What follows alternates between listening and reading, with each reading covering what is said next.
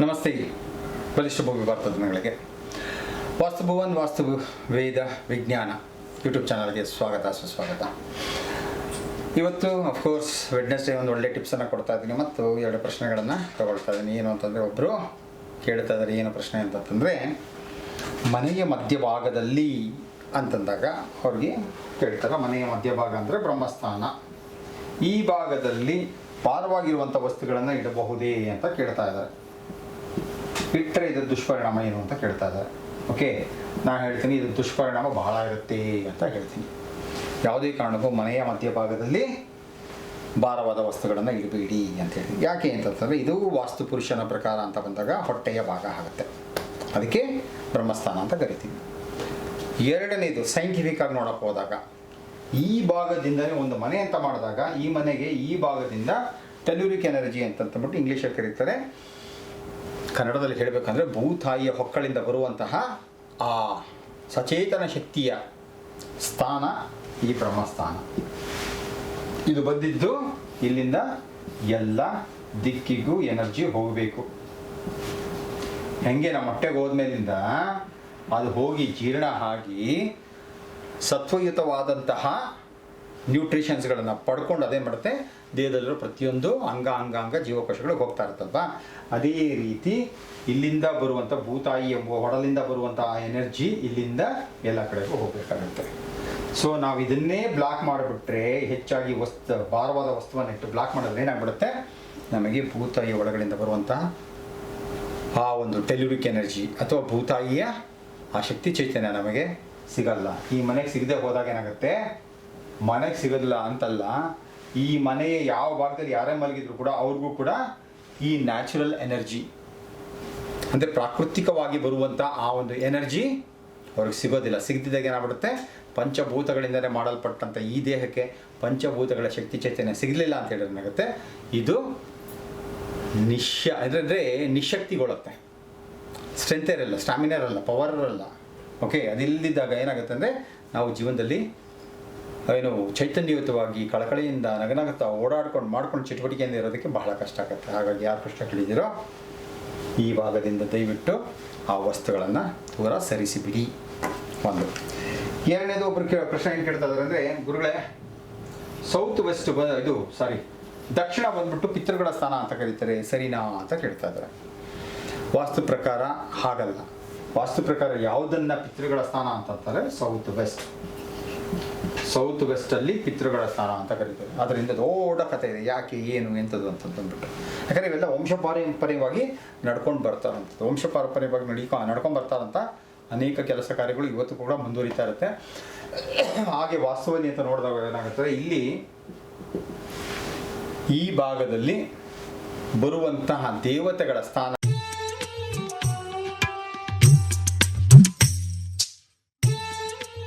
ಕೂಡ ಅವರುಗಳು ಕೂಡ ಪಿತೃಗಳ ಮೂಲಕ ನಮಗೆ ಆಶೀರ್ವಾದವನ್ನು ಮಾಡ್ತಾ ಹೋಗ್ತಾ ಇರ್ತಾರೆ. ನಮಗೆ ನಾವೆಲ್ಲ ಮಾಡ್ತೀವಲ್ಲ ಮಹಾಲಯ ಅಮಾವಾಸ್ಯೆ ಆ ಥರ ಈ ಥರ ಎಲ್ಲ ವಿಶೇಷವಾಗಿ ಮಾಡಿ ನಮ್ಮ ಪಿತೃಗಳು ಮತ್ತು ತಾತನರು ನಮ್ಮ ವಂಶ ಪಾರಂಪರ್ಯವಾಗಿ ಬಂದಿರತಕ್ಕಂತಹ ಪಿತೃಗಳನ್ನೆಲ್ಲರೂ ಕೂಡ ನಾವು ಪೂಜೆ ಪುನಸ್ಕಾರಗಳನ್ನು ಮಾಡಿ ಅವರ ಆಶೀರ್ವಾದವನ್ನು ಪಡ್ಕೊಳ್ತೀವಲ್ಲ. ಸೊ ಹಾಗಾಗಿ ಸೌತ್ ವೆಸ್ಟ್ ಬಂದ್ಬಿಟ್ಟು ಸರಿಯಾಗಿ ಪಿತೃಗಳ ಸ್ಥಾನ. ಆದರೂ ಕೂಡ ಕೆಲವೊಬ್ರು ಏನು ಮಾಡ್ಬಿಡ್ತಾರೆ ಅಂದರೆ ಈ ಭಾಗದಲ್ಲಿ ಪಿತೃಗಳ ಫೋಟೋವನ್ನು ಇಡುವಂಥದ್ದು ಸಮಂಜಸ. ಕೆಲವರು ಏನು ಮಾಡಿದ್ರೆ ದಕ್ಷಿಣದಲ್ಲಿ ಇಟ್ಟುಬಿಡಿ ಅಂತ ಹೇಳ್ತಾರೆ. ದಕ್ಷಿಣದಿಂದ ಉತ್ತರಾಭಿಮುಖವಾಗಿ ಇಲ್ಲಿಡಿ ಅಂತಲೇ ಹೇಳ್ತಾರೆ.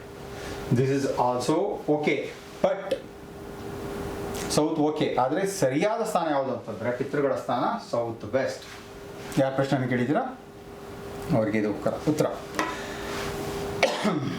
ಮತ್ತೊಂದು ಒಳ್ಳೆ ವಾಸ್ತು ಟಿಪ್ಸ್ ಏನು ಅಂತಂದಾಗ, ಸಾಮಾನ್ಯವಾಗಿ ಗಮನಿಸ್ತಾ ಇರ್ತೀವಿ ನಮ್ಮ ಹಳೆಯ ಕಾಲದಲ್ಲೆಲ್ಲ ಏನು ಮಾಡೋರು ಅಂದರೆ, ಈಗ ಮೈನ್ ಡೋರ್ ಇಲ್ಲಿದೆ ಅಂತಂತಂದರೆ ಮೈನ್ ಡೋರ್ ಹೀಗಾರು ಇರ್ಬೋದು, ಇಲ್ಲಾರು ಇರ್ಬೋದು.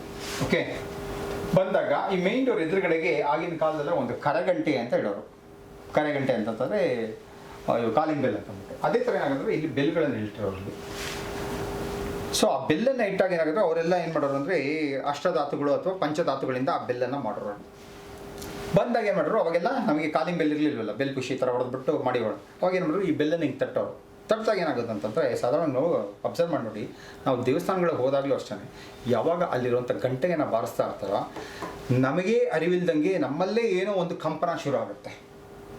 ಸೊ ಆ ಕಂಪನ ಶುರು ಆದಾಗ ಏನಾಗುತ್ತೆ ಅಂತಂದರೆ ಅನೇಕ ಸೂಕ್ಷ್ಮ ಜೀವಿಗಳು ನಮಗೆ ಅನಾರೋಗ್ಯವನ್ನು ತರತಕ್ಕಂಥ ಅನೇಕ ಸೂಕ್ಷ್ಮ ಜೀವಿಗಳೇನಾಗುತ್ತೆ ಆ ಗಂಟೆಯ ನಾದದಿಂದ ಏನಾಗುತ್ತೆ ಡೆಸ್ಟ್ರಾಯ್ ಆಗಿಬಿಡುತ್ತೆ. ಅದಕ್ಕೆ ಅದರ ವೈಬ್ರೇಷನ್ ತಡ್ಕೊಳ್ಳೋಕ್ಕಾಗಲ್ಲ, ಸತ್ತೋಗುತ್ತೆ. ಇದು ಒಂದು. ಸೊ ಅದೇ ರೀತಿ ಮನೆಯ ಮುಂದೆ ಏನಾಯಿತು, ಚೈನೀಸ್ ಏನು ಮಾಡೋಕ್ಕೆ ಶುರು ಮಾಡಿದ್ರು, ಈ ಥರದ್ದೆಲ್ಲ ಪಾಸಿಟಿವ್ ಎನರ್ಜಿಗಳು ಹಿಂಗೆಲ್ಲ ಆಗುತ್ತಾ, ಹಿಂಗೆಲ್ಲ ಬರುತ್ತಾ ಅಂತ ಅಂದ್ಬಿಟ್ಟು ಅವ್ರೇನು ಮಾಡಿದ್ರು ಅವರೆಲ್ಲನೂ. ಸೊ ಅವರೆಲ್ಲ ಏನು ಮಾಡಿದ್ರು, ಇಲ್ಲಿ ವಿಂಡ್ ಕೈಮ್ಸ್ ಅಂತ ಹೇಳಿದ್ರು. ವಿಂಡ್ ಕೈಮ್ಸ್ ಅನ್ನೋದನ್ನು ನೇತಾಕಕ್ಕೆ ಶುರು ಮಾಡಿಕೊಂಡ್ರು ಮನೆ ಮುಂದೆಗಡೆ. ವಿಶೇಷವಾಗಿ ಮೇನ್ ಡೋರ್ ಎದುರುಗಳಿಗೆ ವಿಂಡ್ ಕೈಮ್ಸ್ ಅಂತ ಕರೀತಾರೆ. ಸಣ್ಣಕ್ಕೆ ಫ್ಲೂಟ್ಸ್ ಥರ ಇರ್ತದೆ. ಫ್ಲೂಟ್ಸ್ ಥರ ಇದ್ದು ಮಧ್ಯದಲ್ಲಿ ಒಂದು ಪೀಸ್ ಇರುತ್ತೆ. ಅದೇನಾಗುತ್ತೆ, ಗಾಳಿ ಬಂದಾಗ ಏನಾಗುತ್ತೆ, tongue tongue tongue tongue tongue tongue ಈ ರೀತಿ ಸೌಂಡ್ ಬರ್ತಾನೇ ಇರುತ್ತೆ. ಆ ಸೌಂಡ್ ಬರೋದು ಯಾವಾಗಲೂ ನಮಗೆ ಒಳ್ಳೆ ಪಾಸಿಟಿವ್ ಎನರ್ಜಿಯನ್ನು ತರುತ್ತೆ.